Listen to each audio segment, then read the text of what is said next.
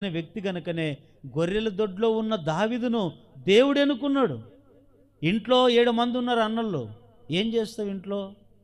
పనికిరానోళ్ళు సమూయేలు పంపించాడు. సమూయేలు ఆ ఆ ఇంటికి వెళ్ళి ఆ ఇంట్లో ఒకరిని రాజుగా నేను అభిషేకిస్తాను, వెళ్ళి అభిషేకించు అన్నాడు.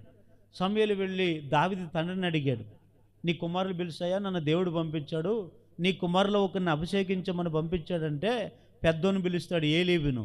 ఏలీబు వస్తాడు. ఏలీబు ఎట్లున్నాడంటే హైట్, రంగు గింగ అంత బాగునే ఉన్నాడు. అప్పుడు సమూయేలు అనుకున్నాడు మనసులో, దేవుడు కోరుకున్నవాడు ఇతడేనేమో అనుకున్నాడంట. అప్పుడు దేవుడు అంటాడు, సమూయేలు నువ్వు అనుకున్నట్లుగా అతను కాదు నేను ఎన్నుకున్నది. మనుషులు పై రూపాన్ని చూస్తారు, కానీ నేను అంతరంగాన్ని చూస్తాను. మనుషులు పై రూపాన్ని చూస్తారు, మనుషులు హైటు, రంగు, అంద చందాలను, డబ్బు, హోదను, కారు, ప్రత్యేకలు ఇవన్నీ కూడా లోకములో ఉంటే వాటిని వైపు చూస్తారు.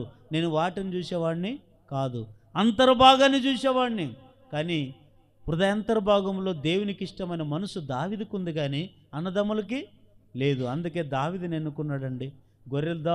దొడ్డిలో గొర్రెలు కాచుకుంటున్నటువంటి, పొలాల్లో కాచుకున్నటువంటి దావీదుని పిలిపిస్తే అప్పుడు సమూయేలుతో అంటాడు, సమూయేలు ఇతన్నే నేను కోరుకున్నది, అతను నువ్వు అభిషేకించమంటాడు. చూడండి ఎంత ఆయన భాగ్యం. అందుకే దావీదు అంటాడు, ఏమంటాడు తెలుసా?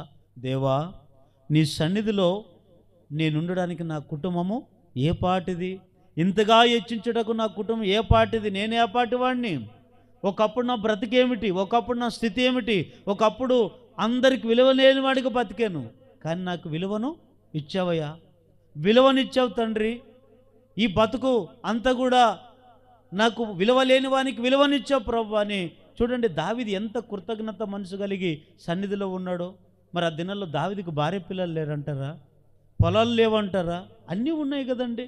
కానీ అన్నీ ఉన్న దావీదంట దేవునికి తన జీవితం అంతా కూడా ఏం చేసుకున్నాడు? సమర్పించుకున్నాడు. తన కుటుంబాన్ని సమర్పించుకున్నాడు. ఈరోజు మనం సమర్పించుకున్నంత సమర్పించుకొని కొంతమంది ఏమైపోతున్నారు తెలుసా? చదవండి అది అద్భుతమైన మాట. 49వ కీర్తన 20వ వచనం.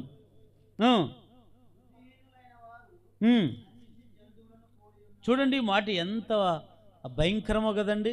చూడండి ఒకసారి ఆ మాట ఎట్లుందంటే, ఘనత నొంది ఉండియు బుద్ధిహీనులైన వారు నశించు జంతువులను పోలి ఉన్నారు అంటాడు. ఈ మాట బాగా వినండి. మీకు అర్థమైందో లేదో నాకు అర్థం కాదు, కానీ ఒకసారి గట్టిగా హల్లెలూయా అని చెప్పండి. ఇప్పుడు దావీదు బాగా వినండి. ఒకసారి నా వైపు చూడండి. దావీదు ఎక్కడున్నాడు? ఒకప్పుడు గొర్రెలు కాల్చుకుంటూ పొలంలో ఉన్నాడు. అప్పటికి ఘనత లేదు, విలువ లేదు. 10